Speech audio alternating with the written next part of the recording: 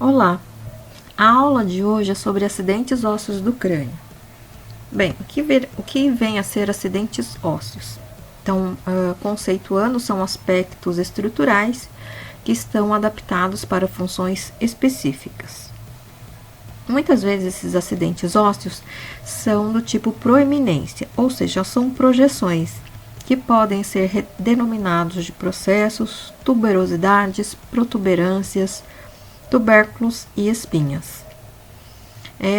Até o momento, a gente percebeu que muitos desses acidentes ósseos estão relacionados com a fixação muscular, né? Ou seja, são pontos de origem e inserção de diversos músculos que estão na face ou então no pescoço. Né? Então, quanto mais ativo for esse músculo, ou maior potência esse músculo apresentar, mais saliente será esse acidente ósseo. E isso promovendo uma aspereza também, um aspecto mais irregular à superfície craniana. Alguns dos aspectos relacionados às proeminências têm relação com as articulações. Né? Então, há superfícies articulares, né? Como por exemplo aqui a gente tem na vista inferior aqui o côndilo occipital. É uma projeção, uma proeminência, no qual ele vai se articular com a primeira vértebra cervical, que é o atlas. Tá? Então, muitas dessas proeminências, essas saliências, esses acidentes ósseos estão relacionados com as articulações. Outros elementos, como por exemplo os processos são projeções. E estas projeções estão relacionadas com uma articulação óssea, né? Então, o osso se projeta para que ele possa se articular com um osso vizinho. Então, as protuberâncias, as proeminências estão relacionados com estas funções. Esses pontos de fixação, só recordando aqui, né, que não é somente músculo, tá? Então, algumas estruturas, algumas saliências, elas também estão relacionadas com fixações de estruturas moles, como ligamentos e cápsulas articulares. Algumas vezes, esses aspectos estruturais, elas podem ser do tipo depressão, né, algo que se aprofunda. Então, aqui eles podem receber nomes de sulcos, fossos ou hiatos. Aqui a gente está vendo, então, a vista interna do crânio. Aqui a fossa anterior, a fossa média e a fossa posterior do crânio. Né? Então, são depressões amplas, no qual estão relacionados ao alojamento de estruturas encefálicas. Né? Aqui atrás a gente vê até o formato do cerebelo, né? Pois aqui fica alojada essa estrutura do sistema nervoso. Aqui também a gente observa a formação de um sulco, né? Então, aqui passa-se um seio importante relacionados aos seios da dura máter. Muitas vezes, também, os acidentes ósseos podem ser o que chamamos de orifícios, né? Então, ele pode receber o nome de forame, canal ou meato, que sempre servirão de passagem de estruturas vasculonervosas. Né? Então, todas as artérias que nós iremos conhecer, e veias e os nervos, receberão passagem por essas aberturas. Salvo exceção, aqui a gente tem o forame magno, que vai permitir a passagem da medula espinal, que é um componente do sistema nervoso central. O crânio aqui é dividido, então, em viscerocrânio e neurocrânio, né? Então, o viscerocrânio está relacionado com elementos viscerais. Então, esses elementos viscerais é o globo ocular, os músculos que movimentam o globo ocular, a cavidade do nariz, os elementos moles que fazem parte dessa estrutura e a cavidade da boca. Então, essa porção anterior, né, que forma a face, é o viscerocrânio. E essa porção posterior do crânio é o neurocrânio, no qual está relacionado com o sistema nervoso central. Então, vista, face e norma são termos que são utilizados dentro da anatomia e que significam praticamente a mesma coisa, tá? Então, aqui começando então com a norma anterior ou face anterior do crânio. Nessa imagem nós temos o terço superior do crânio, né? O terço superior do crânio é essa parte aqui onde nós chamamos de fronte, vulgo testa, né? Então, praticamente ele é formado pelo osso frontal, e o osso frontal aqui vai apresentar alguns acidentes ósseos. Essa porção do osso frontal, onde ele é plano e que apresenta a forma de escama, essa porção superior até a sutura coronal, a gente vai chamar de escama frontal. Então, é toda essa região da fronte, onde o osso é plano, né? Aliás, classificado como um osso plano. O ponto central, né, o ponto central entre os dois arcos superciliares, nós denominamos de glabela, né? Então, a glabela é o ponto, também é utilizado como ponto craniométrico, mas é esse ponto central entre os arcos superciliares. Normalmente também ele pode ser apresentado como um ponto mais anterior da fronte. O arco superciliar é uma saliência, normalmente uma saliência suave que aparece na região superior à órbita e é onde está localizado as nossas sobrancelhas, tá? Então, aqui então a gente observa o arco superciliar. A partir do osso frontal, ele emite projeções, no qual ele vai se articular com outros ossos. Aqui, neste ponto, o osso frontal ele se projeta para baixo, para se articular com o osso que está aqui, que é o osso zigomático. Portanto, esta região passa a ser denominado de processo zigomático do osso frontal. Então, é uma projeção inferior, no qual ele vai se articular com outro osso. Agora, nós temos a imagem do terço médio da face, tá? Então, o terço médio a gente vai encontrar aqui a órbita, né? A órbita e a abertura piriforme, né? A abertura piriforme é essa abertura no qual se adentra para a cavidade do nariz. A órbita é uma cavidade onde está alojado o globo ocular. Para alguns, a órbita tem a forma de cone, onde a sua base está voltada para frente e o ápice está voltado para trás. Então, ao fundo seria o ápice dessa órbita. A base desta órbita, ela é contornada por duas margens, né? Então, aqui nós temos a margem supraorbital e inferiormente nós temos a margem infraorbital. Então, margem supraorbital e margem infraorbital. Na margem supraorbital existe uma abertura, e essa abertura é chamada de forame supraorbital devido à sua localização. Na maioria dos crânios, na grande parte dos crânios, essa abertura ele é arredondado, né? Então, quando ele apresenta uma abertura arredondada completa, isso é chamado de forame. Por vezes, alguns crânios apresentam esse forame, essa abertura de maneira incompleta, parecendo a forma da letra U. Normalmente, quando a estrutura aparece como a letra U, né, no qual essa abertura é incompleta, a gente vai chamar de incisura.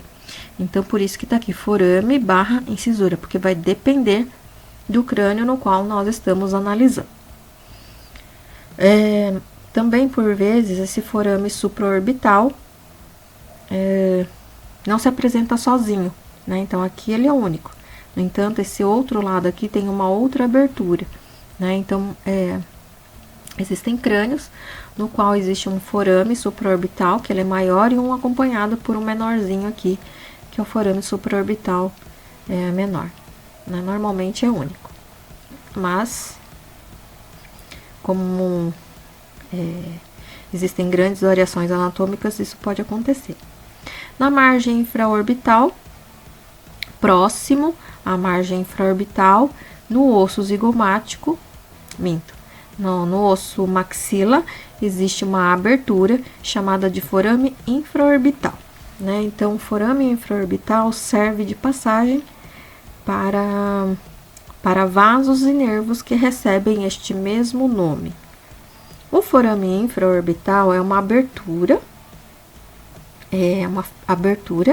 no qual é uma abertura que permite que, se nós seguirmos adiante em relação a esse forame, nós vamos perceber que existe a formação de um canal infraorbital e depois o sulco infraorbital. Então, inicia-se como forame, aí existe a formação de um canal, que é semelhante a um túnel, e posterior a este túnel, ele se abre no soalho, né, da órbita, formando o sulco infraorbital. Aqui está o sulco infraorbital, né, localizado no soalho da órbita. Na porção superior da órbita, nós temos uma depressão muito suave, chamada de fossa lacrimal. A fossa lacrimal é o local onde está localizado a glândula lacrimal. Então, ela está aqui na região lateral da órbita, né? Então, ela é responsável pela produção da lágrima, que lubrifica os olhos e limpa os olhos, e depois essa lágrima ela é drenada. Ao fundo da órbita, existem duas grandes fissuras, tá? Então, aqui a gente tem a fissura orbital superior e a fissura orbital inferior, tá? Então, são fissuras, são aberturas mais amplas, localizadas no fundo da órbita. E aqui na porção medial da órbita, existe uma abertura bem arredondada, chamada de canal óptico. Este canal óptico serve de passagem ao nervo óptico, que está relacionado com a captura das imagens e intensidade de luz que nós captamos com os olhos, tá? Então, está relacionado com a visão, Aqui a órbita, vale lembrar também que a órbita ela é formada por vários ossos, né? Então, quais são esses ossos? Aqui no teto da órbita a gente tem o osso frontal, na lateral a gente tem aqui uma parte do osso esfenoide e do zigomático. Aqui no soalho, o osso maxila. Na face medial da órbita, o osso etimoide e lacrimal. E também existe um ponto ao fundo da órbita, que é um ponto de contato muito pequeno, que é com o osso palatino, tá? Então, esses são os ossos que estão construindo as paredes da órbita. Aqui a gente tem uma imagem anterolateral do crânio, para poder visualizar, por exemplo, essa estrutura aqui, que é a fossa do saco lacrimal. O saco lacrimal serve de estrutura para a drenagem das lágrimas que estão vindo, da lágrima que foi utilizada para lubrificar os olhos, tá? Então, o saco lacrimal fica alojado nesta área, em uma depressão chamada de fossa do saco lacrimal. Seguindo pela fossa do saco lacrimal, e se aprofundando em direção à cavidade do nariz, está um ducto chamado de canal lacrimonasal. Então, quer dizer que toda lágrima que é produzida pela glândula lacrimal, depois de passar pelos olhos, pela superfície do globo ocular, ela é drenada em direção ao saco lacrimal, que lança o conteúdo para a cavidade do nariz. Aqui nós temos o osso zigomático. Essa porção é o corpo do osso zigomático e ele vai apresentar algumas projeções, né? Então, aqui a gente tem uma projeção que segue para superior, que é o processo frontal do osso zigomático, tá? Então, a projeção aqui em relação ao osso frontal, processo frontal do osso zigomático. E aqui a projeção que segue em direção ao osso temporal, vai ser denominado de processo temporal do osso zigomático, no qual essa estrutura fará parte do arco zigomático, né? Então, o arco zigomático o arco zigomático é composto por dois acidentes ósseos, que é o processo temporal do osso zigomático e pelo processo zigomático do osso frontal. No corpo do osso zigomático, nós encontramos uma abertura. Essa pequena abertura é chamada de forame zigomático facial, né? Responsável pela vascularização do osso zigomático. Aqui nós temos, então, a abertura piriforme.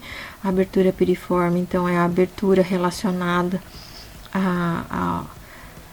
ao contorno, aonde vão estar as cartilagens que formam o nariz, né? A partir desta abertura piriforme, nós podemos encontrar a concha nasal média e a concha nasal inferior, sendo que a concha nasal inferior é um osso independente e a concha nasal média ela pertence ao osso etimoide.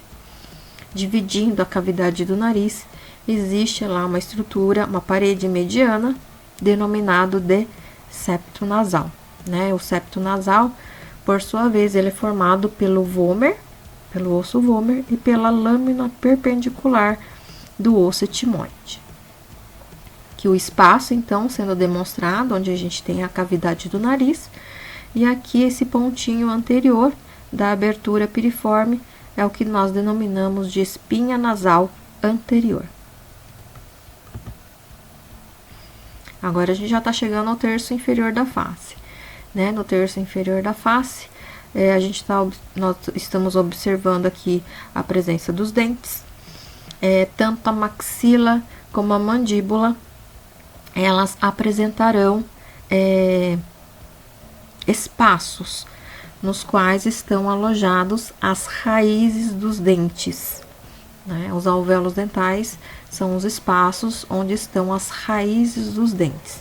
E aí, esses alvéolos, muitas vezes eles se projetam, né, para a superfície, e essas saliências aqui a gente chama de eminências alveolares. Então, essas saliências aqui que estão acompanhando a raiz do dente é chamado de eminência alveolar. Parte do osso que estão entre as eminências, essas projeções interdentais, nós chamamos de processos alveolares. Esse termo, processo alveolar, vocês vão ouvir na clínica como sendo toda essa porção que se projeta do osso maxila e da mandíbula, onde estão encaixados os dentes, tá? Então, aqui, onde os dentes estão alojados, né? Então, mas aqui a gente está colocando que cada projeção entre os dentes são os processos alveolares. Então, as duas formas, na verdade, estão corretas. Então, aqui, só para finalizar aqui, então, eminência, processo, eminência, processo, eminência, processo, eminência, processo. Essa seria a configuração, então, em relação ao acidente ósseo, no qual estão relacionados com os dentes. Agora, a norma lateral do crânio. Na norma lateral do crânio, nós observamos a formação de duas linhas.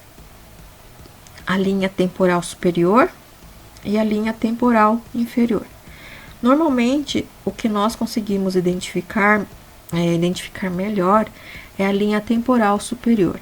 A linha temporal inferior, normalmente, ela é bem suave, de difícil identificação, né? Então, essa estrutura aqui está relacionado com o ponto de fixação do músculo temporal, né? E da fáscia temporal. A massa muscular do osso temporal, ele fica alojado nesta área aqui que a gente vai chamar de fossa temporal, tá? Como aqui a estrutura está seca, a gente está vendo outros elementos, tá? Então, aqui nós temos o osso temporal, essa parte aqui formando, apresentando a forma de escama, é a parte escamosa do osso temporal, tá? Então, aqui a parte escamosa do osso temporal, aqui a parte timpânica e aqui a parte mastoidea do osso temporal, né? Que está lá no roteiro, tá? Então, a parte escamosa, a parte timpânica e a parte mastoidea. Aqui, o processo zigomático do osso temporal, né? Então, é uma projeção no qual ele vai se articular com o osso zigomático e aí ele vai formar aqui o elemento chamado de arco. E o ponto mais posterior do crânio, ou melhor dizendo, uma saliência rugosa aqui no osso occipital, a gente vai chamar de protuberância occipital externa.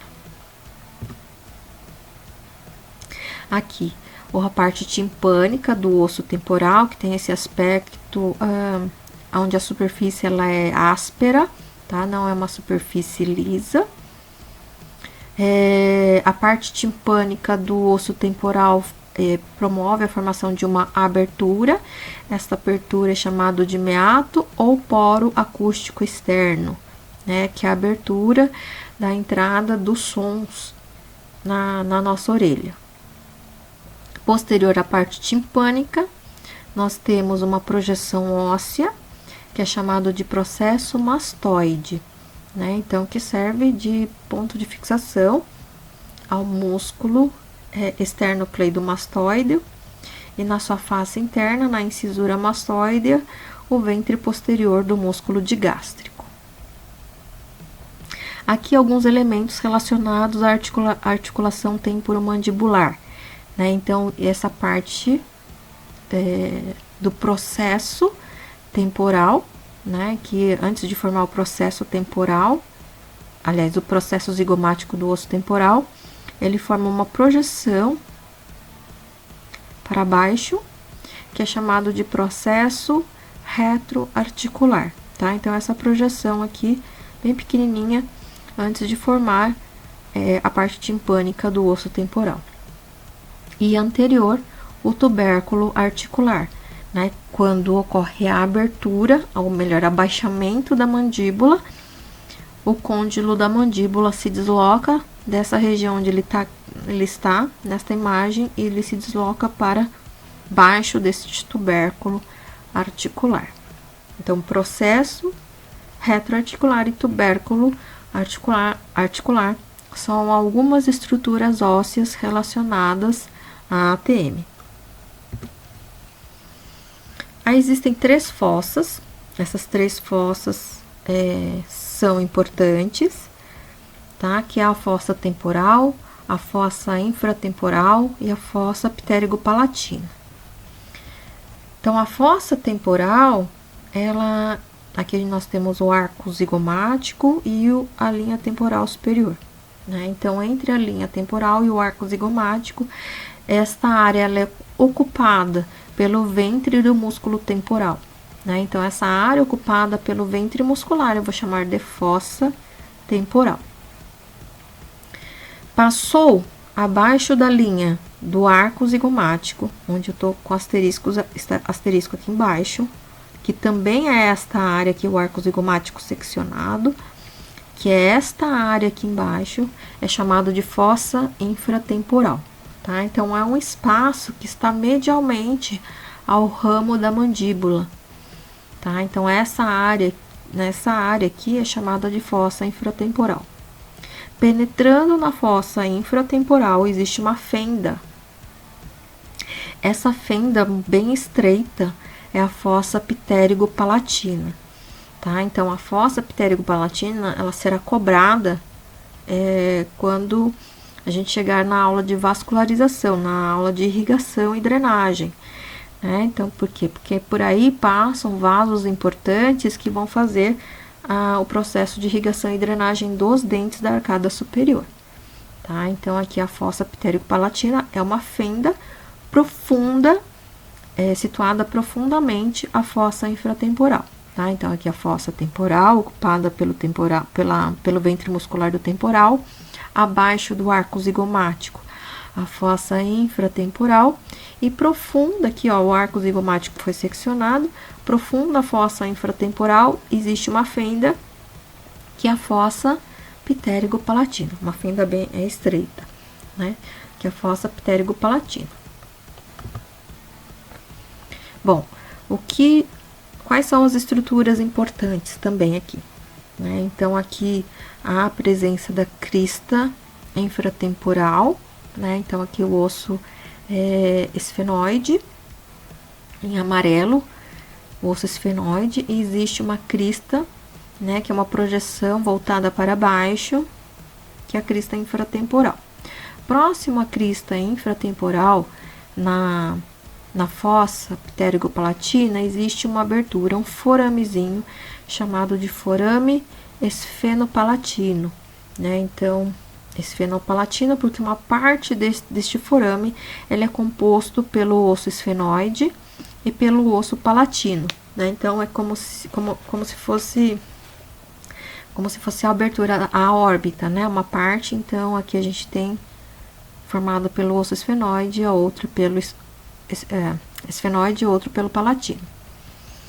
Essa parte em verde é o osso maxila, né? Na face posterior do osso maxila existem pequenas aberturas, aqui tá até exagerado, mas elas são microscópicas, são bem pequenininhas.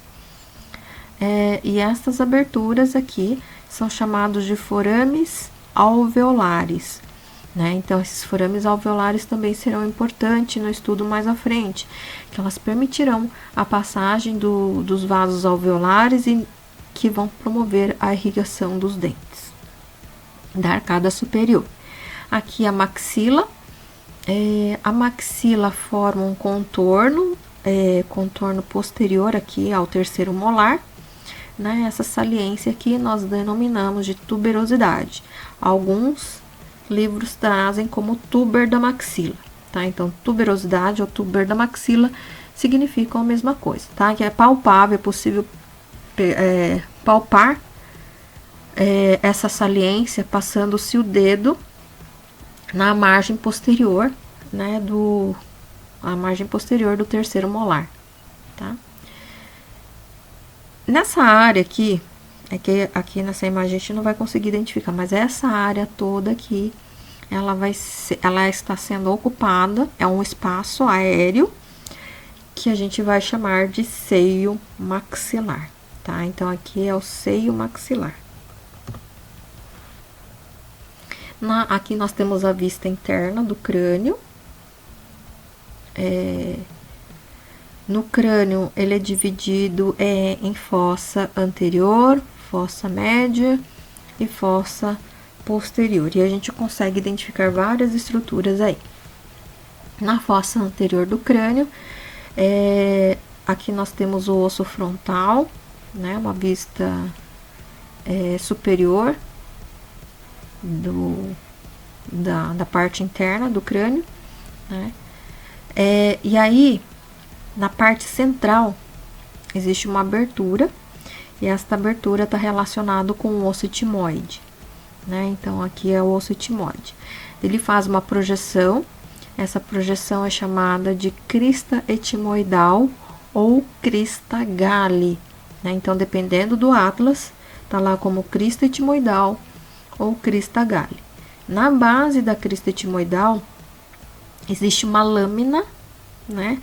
Essa lâmina ela é toda perfurada, que recebe o nome de lâmina cribriforme do osso etimoide, né? Então, essa lâmina cribriforme do osso etimoide, ela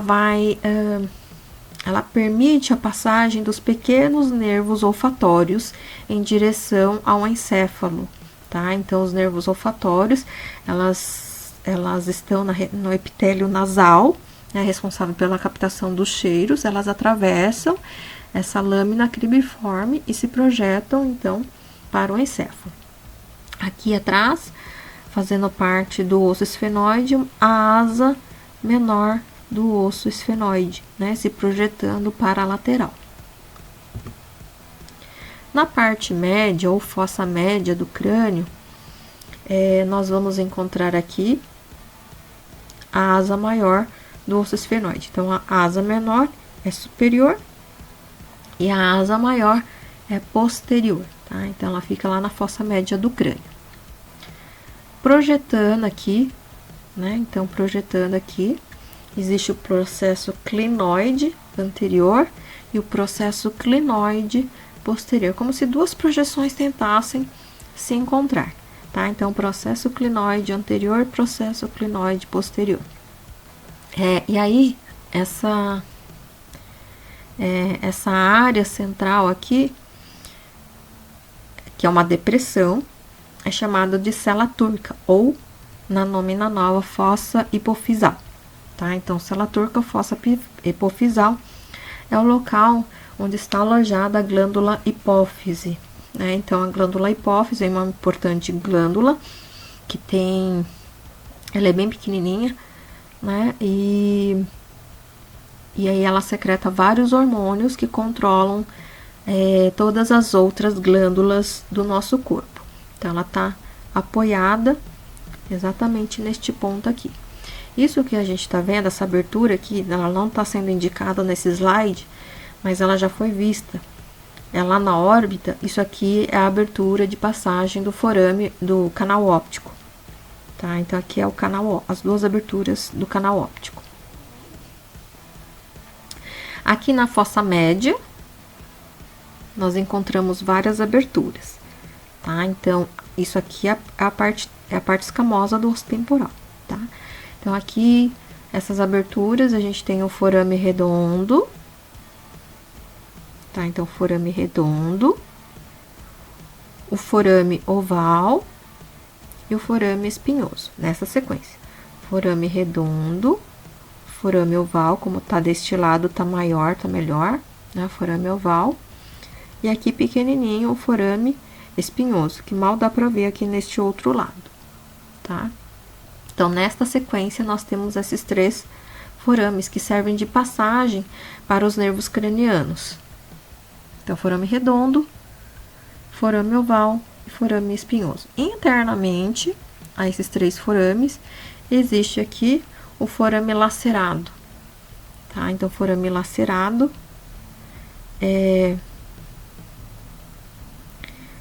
ele não tem um rebordo ósseo regular, né? Tem um rebordo ósseo bastante irregular.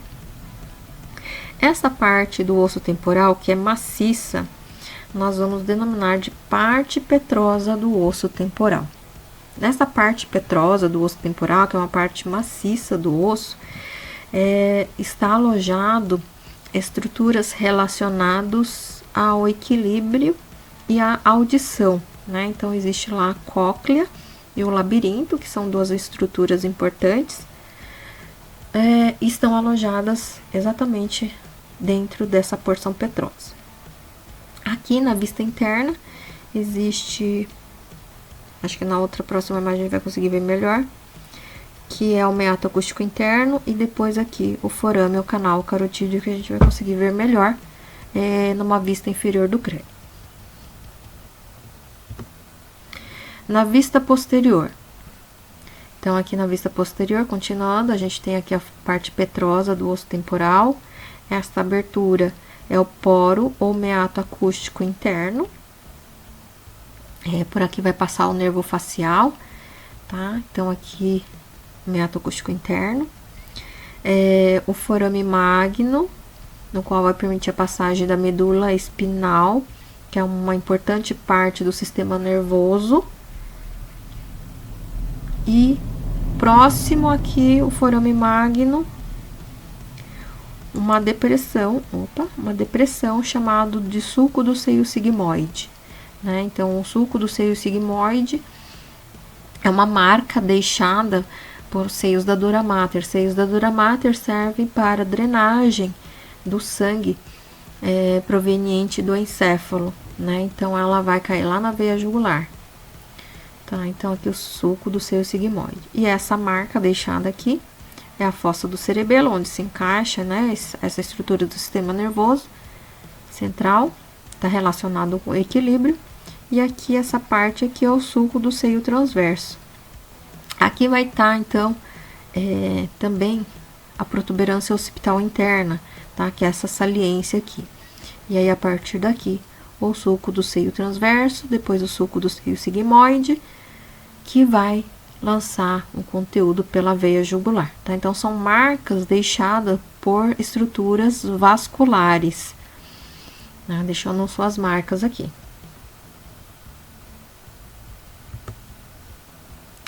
Aqui nós temos o corte sagital mediano do crânio, né? Então, nesse corte sagital mediano do crânio, temos as seguintes estruturas.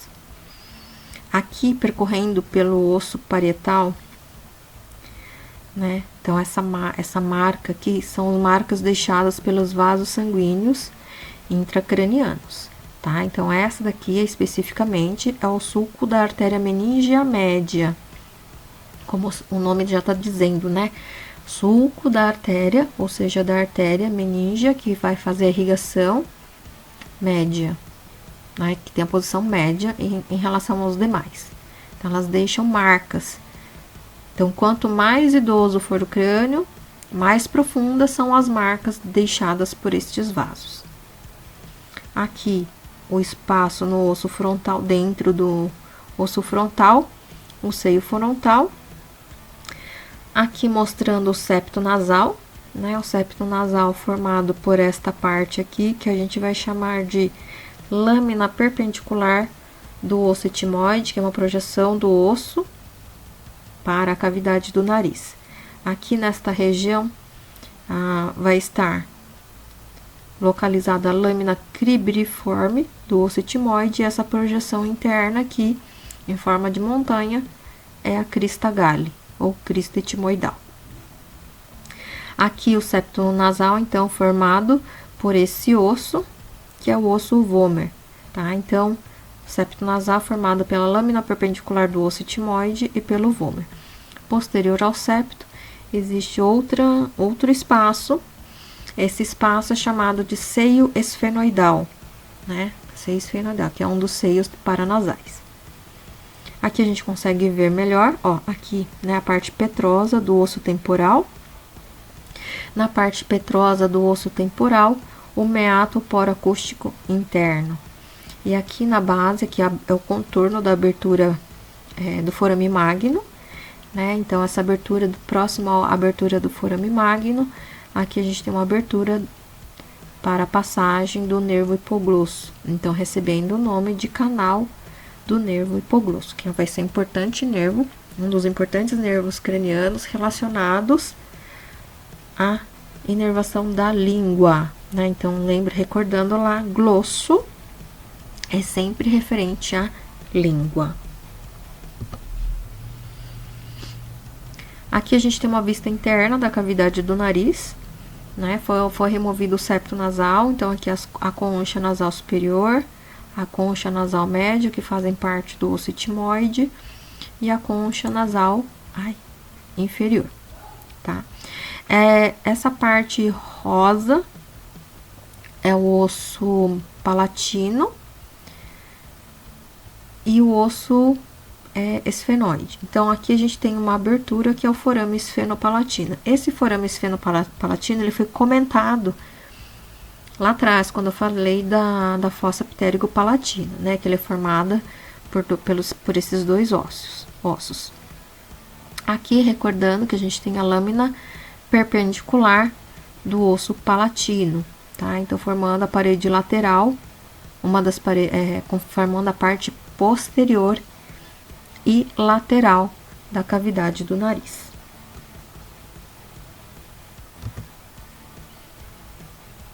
Num corte frontal como este, e num corte transversal aqui, nós observamos então aqui o septo nasal, né, que é formado pela lâmina perpendicular do osso etimoide do vomer.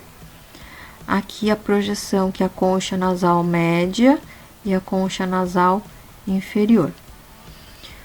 O que eu queria mostrar aqui para vocês são as células etimoidais, né? Então, dos seios paranasais, nós temos aqui o seio frontal, o esfenoidal, o seio maxilar e as células etimoidais. Por que ele não recebe o nome de seio etimoidal? Porque ele não forma um espaço amplo como os demais seios.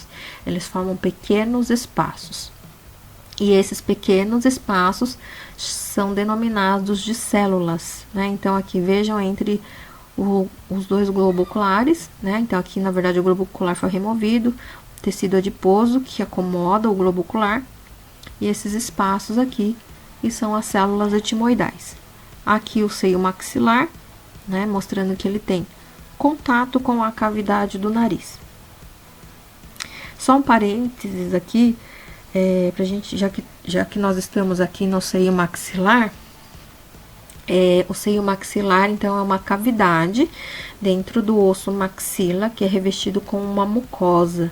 E observe que o ponto de abertura e comunicação com a cavidade do nariz é em cima, tá? Então, a drenagem, se, por exemplo, a mucosa dessa região se torna inflamada, e ocorre presença de muco, esse muco precisa ser removido de uma maneira inversa à gravidade, né? A ação da gravidade, tá? Então, ele é drenado para cima aqui no seio maxilar. E aqui a gente observa a presença do palato, né? O palato que serve de soalho da cavidade do nariz e teto da cavidade da boca, tá? Então, essa parte é o palato ósseo ou palato duro. Aqui no corte transversal, o septo nasal, a fenda, essa fenda aqui é a cavidade do nariz, e lateral à cavidade do nariz, as células etimoidais, tá? São esses pequenos espaços que a gente observa aqui. Vista inferior do crânio. Na vista inferior do crânio, aqui a gente tem uma porção anterior do crânio, né? Então, nós vamos encontrar aqui o palato. O palato é formado por dois acidentes ósseos, tá? Então, aqui é o processo palatino do osso maxila, e pela lâmina horizontal do osso palatino. Essas duas estruturas ósseas formou o palato ósseo. No encontro dos dois processos palatinos, na região anterior, próximo aos dentes, posterior aos dentes incisivos centrais superiores, existe uma abertura, e essa abertura é chamada de forame ou canal incisivo, né? Então, por vezes,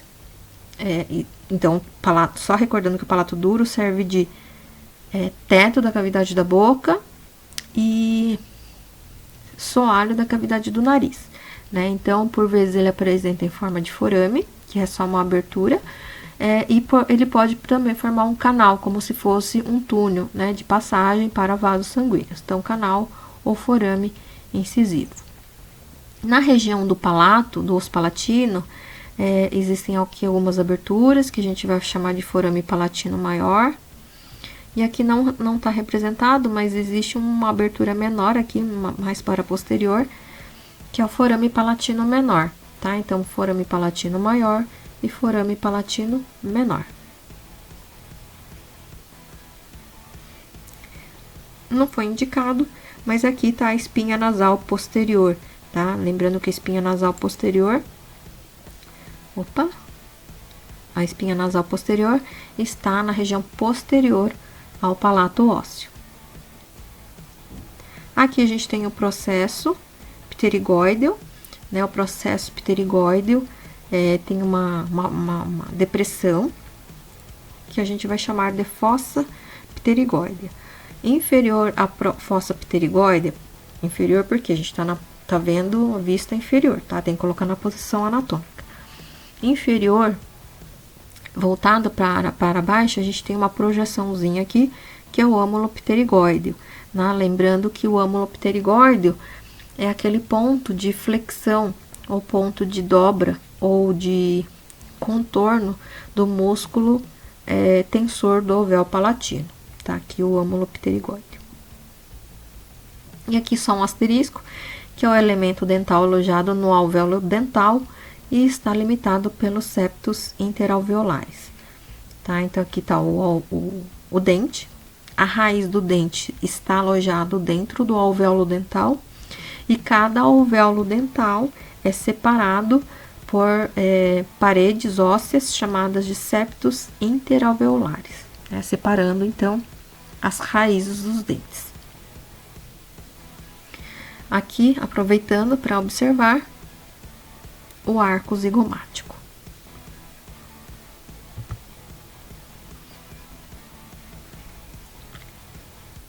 Então, só para ilustrar aqui que a gente tem uma sutura, né, que é a sutura palatina mediana, ela tem um rebordo ósseo reto, né, então que é o ponto de encontro dos processos palatinos da maxila e da lâmina horizontal do osso palatino, né, que conforme o desenvolvimento intrauterino do palato, ela se segue da região lateral para a medial, onde eles se encontram e acabam formando a fissura. Então, olha que também aqui a gente está vendo que os alvéolos dentais separados pelos septos interalveolares.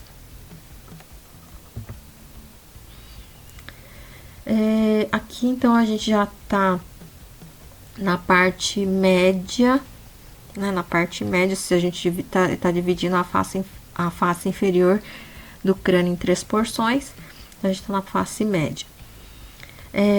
Essa abertura aqui é o coânus, a espinha nasal posterior e o osso vomer, tá? Então, aqui está o coânus. Lateral ao coânus está o processo pterigóideo. Recordando que esta depressão no processo pterigóideo é a fossa pterigóidea. E a fossa pterigóidea, ela é limitada por 2 lâminas. Uma que a gente chama de lâmina lateral do processo pterigóideo, e esta outra lâmina é a lâmina medial do processo pterigóideo. A mesma coisa acontece aqui. Lâmina medial do processo pterigóideo e a lâmina lateral do processo pterigóideo. Tá? Então, todo o processo pterigóideo, na verdade, é formado por esses 3 elementos. Pela lâmina lateral do processo pterigóideo, pela fossa pterigóidea e pela lâmina medial do processo pterigóideo.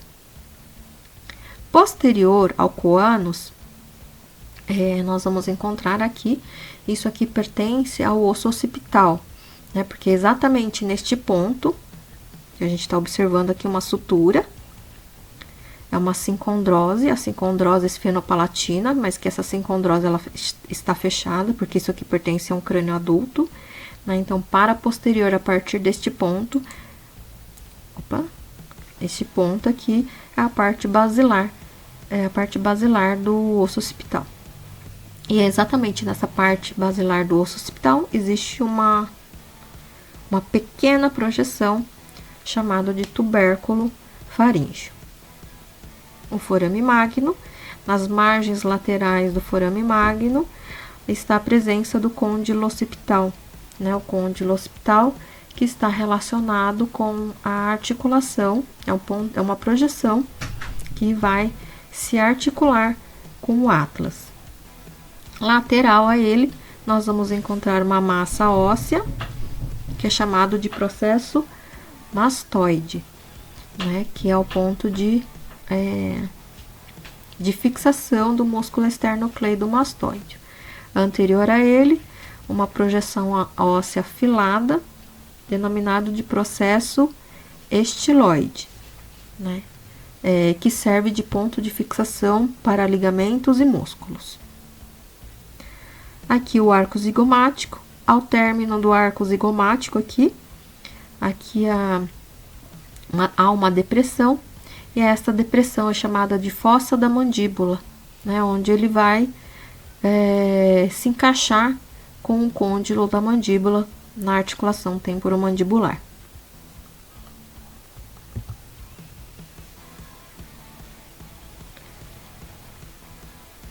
Aqui nós temos, então, na vista interna, na sequência, o forame redondo, o forame oval e o forame espinhoso, que já vimos pela face interna do crânio, tá? Então, forame redondo, forame oval e o forame espinhoso. E aqui, exatamente neste ponto aqui, está o forame lacerado, né? O forame lacerado aqui que está sendo formado pelo osso esfenoide e pelo osso occipital. Próximo ao processo estiloide, entre na verdade o processo estiloide e o côndilo occipital, existem duas aberturas. A anterior é chamado de forame ou canal carotídeo, tá? Então, o forame é a abertura por onde vai passar a artéria carotídea, e aí lá vai formar um canal, por onde esse vaso vai passar, tá? Então, forame e canal. E posteriormente ao forame ao canal carotídeo, existe uma outra abertura maior, que é o forame ou canal jugular, que é um vaso de drenagem do sangue, tá? Então, o canal carotídeo serve de passagem para a artéria carotídea, que vai fazer a irrigação de cabeça das estruturas internas, cranianas internas. E o canal forame jugular, ele vai fazer o processo, vai permitir a passagem da veia jugular, que realiza o processo de drenagem do sangue de estruturas provenientes de estruturas internas cranianas. Aqui temos o côndilo. Posterior ao côndilo, existe uma abertura aqui pequenininha, que é o forame mastoide. Tá? Então, aqui existe um foramezinho, que é o forame mastoide. E depois existe, entre o processo estiloide e o processo mastoide, o forame estilomastoideo. Tá? Então, são duas aberturas diferentes aqui. Forame mastoide, que fica posterior ao côndilo, é o processo condilar, e entre o processo estiloide e mastoide, o forame estilomastoide. Aqui a gente ainda observa uma setinha, né? Esta setinha aqui, ela permite a passagem do nervo hipoglosso, né? Que está relacionado com a inervação da língua. Então, a gente tá vendo aqui a passagem da agulhinha, para ver que aqui tem uma abertura. E o asterisco indicando que aqui é a abertura posterior da cavidade do nariz, que é o coânus.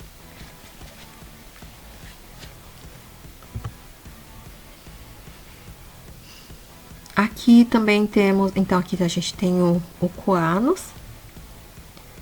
E a partir deste coânus existem dois canais muito pequenos, muito estreitos, que permitem a passagem de vasos importantes, tá? Então, aqui, o coânus, o septo nasal, né? Então, quer dizer que essa parte aqui é próximo ao vômer, né? E é o ponto de junção aqui do vômer com o osso esfenoide, tá? Então, passando por essa região aqui, está o canal palato-vaginal.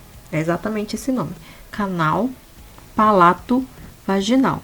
E na lateral deste canal, um outro canalzinho aqui, que é o canal pterigóideo, né? Então, aqui a gente tem o processo pterigóideo e a passagem do canal pterigóideo.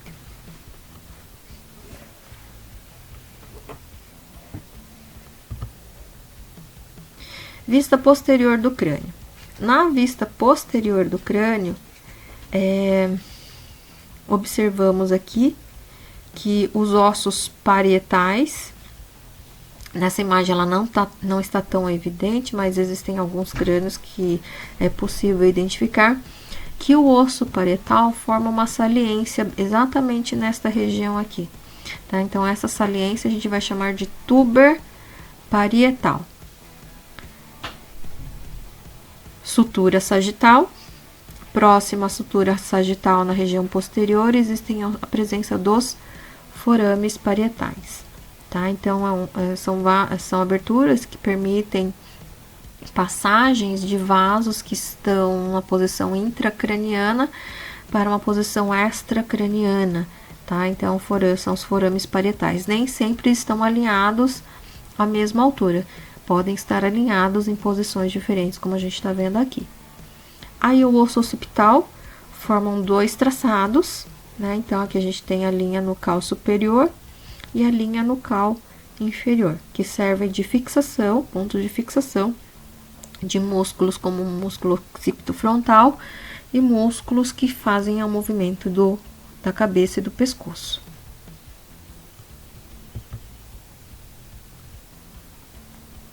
Então, aqui agora a gente tem a vista interna da calota craniana, né? A marca deixada por um seio importante, que é o seio sagital superior, que faz a drenagem do sangue,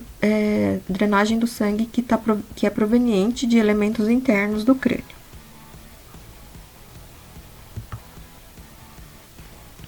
Agora vamos à mandíbula, o osso mandíbula. A mandíbula, ela é dividida em duas porções, tá? Então, essa porção aqui é o corpo da mandíbula e essa outra porção é o ramo da mandíbula. Olhando assim, numa vista anterior do osso, a gente até recorda o formato de uma ferradura, tá? Então, ele tem o corpo, que é essa porção aqui, e aqui os ramos da mandíbula.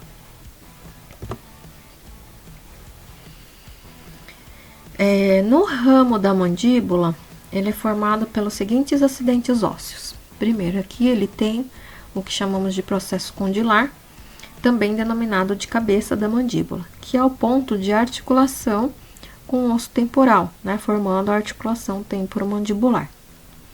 A projeção anterior é chamado de processo coronoide, que é uma projeção afilada e serve de ponto de fixação para o músculo temporal.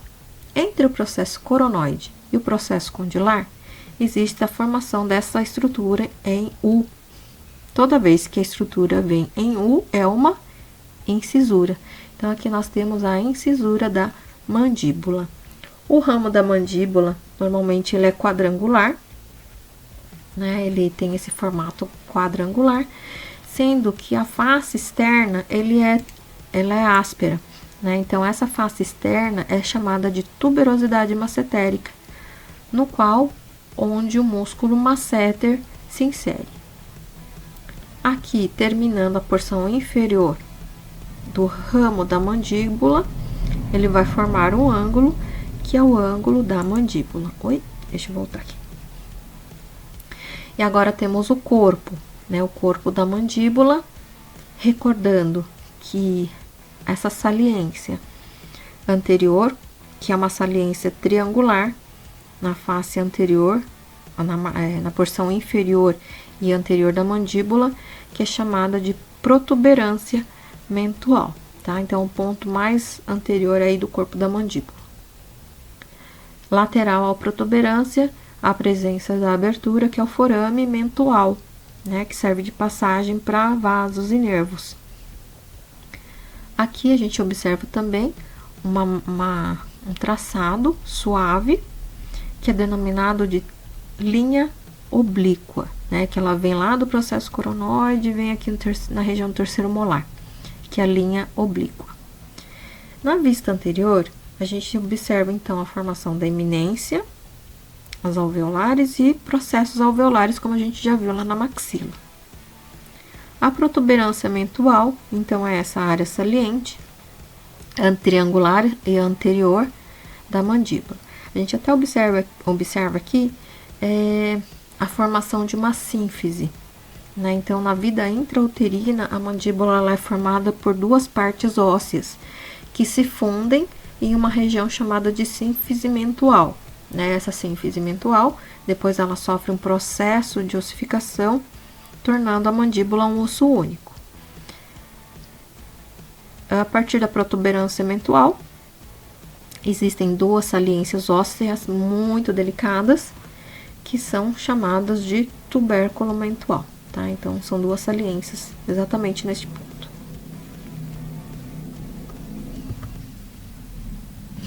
Aqui a vista interna da mandíbula, né? Na vista interna da mandíbula, então, aqui, ó, a cabeça e o côndilo da mandíbula, o processo condilar, processo coronoide.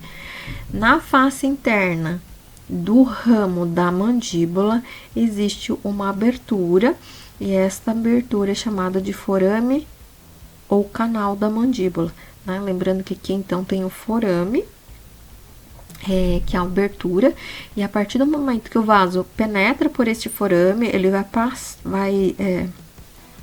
trafegar, vai transitar no interior do osso, formando um canal. tá? Então, ele vai trafegar por esse canal, que é o canal da mandíbula. Mas aqui, exatamente na abertura do forame da mandíbula, existe uma projeçãozinha óssea afilada, que a gente vai chamar de língula da mandíbula, tá? Então, uma projeçãozinha óssea que está exatamente no forame da mandíbula. Conforme a face interna da mandíbula, né, existe um contorno até chegar à sínfise na região central do corpo da mandíbula. Essa linha aqui a gente vai chamar de linha miloioidea, né? Então, ela recebe este nome por causa dos pontos de fixação do músculo miloioide, que é o principal músculo de formação do soalho da cavidade da boca, tá? Então, a linha miloioidea tá aqui, né? Ela é um traçado suave que serve de fixação, de inserção para o músculo miloioide. Na face interna aqui, bem na porção mediana do corpo da mandíbula, existe a formação de pequenas projeções, né? Essas projeções podem ser chamadas de espinhas mentais, espinhas mentuais, espinhas genianas, tubérculos genianos. Então, assim, eles podem receber 4 nomes diferentes, tá? Então, lembrou que espinha mentual, espinhas mentais, espinhas genianas, são todas essas aqui. São variáveis em número, né? Então, elas podem apresentar 2, 3, 4 tubérculos, mas elas estão localizadas aí, tá? E próximo às espinhas genianas, existem 2 depressões, ó, que a gente vê aqui, né?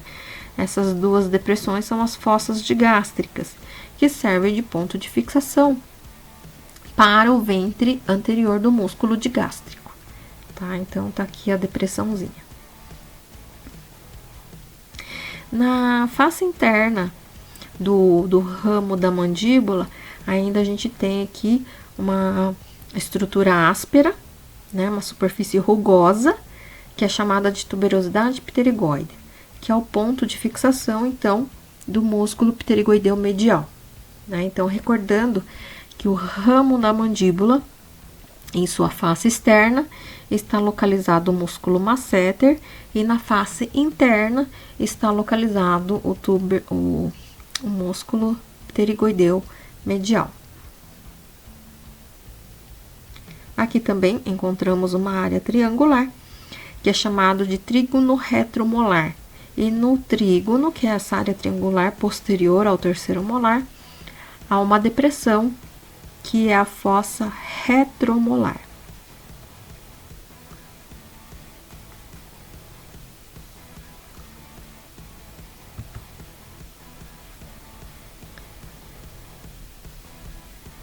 Bom, aqui agora nós vamos falar descrever um pouco sobre as vértebras cervicais, tá? As primeiras vértebras cervicais, que é o atlas e o axis. O atlas, ele é uma vértebra atípica, tá? Uma vértebra atípica, porque ele não apresenta um corpo como as demais vértebras, né? Então, ele não tem corpo, então ele tem aqui um arco, que é o arco posterior do atlas e o arco anterior do atlas, tá? Então, aqui o arco anterior e o arco posterior, e ele forma essa estrutura em forma de anel. Então, a primeira vértebra, no qual vai se articular com o osso occipital. Então, ele apresenta essa característica.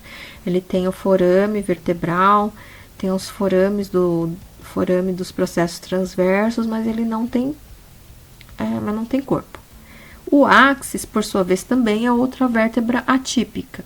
Por quê? Porque ele apresenta esta projeção para superior, que é o dente do axis, né? Então, o dente do axis se articula com o arco anterior do atlas, tá? Então, isso aqui é voltado para frente. O axis, ele tem um corpo, né? Onde se inicia a presença do corpo da vértebra. E uma vértebra típica, quais são as características que elas apresentam? As vértebras cervicais, tá? Então, ele tem um corpo da vértebra, né? Então, é o ponto de apoio entre as vértebras. o corpo. A partir do corpo existe uma projeção, chamado de processo transverso. Esse processo transverso possui uma abertura, que é chamado de forame do processo transverso. Esse forame do processo transverso, ele serve de passagem para a artéria vertebral, né? Então, o encéfalo, ele é irrigado por dois grandes sistemas. Um é da carótida interna e o outro pela artéria vertebral, tá? Então, aqui serve de passagem para esse vaso.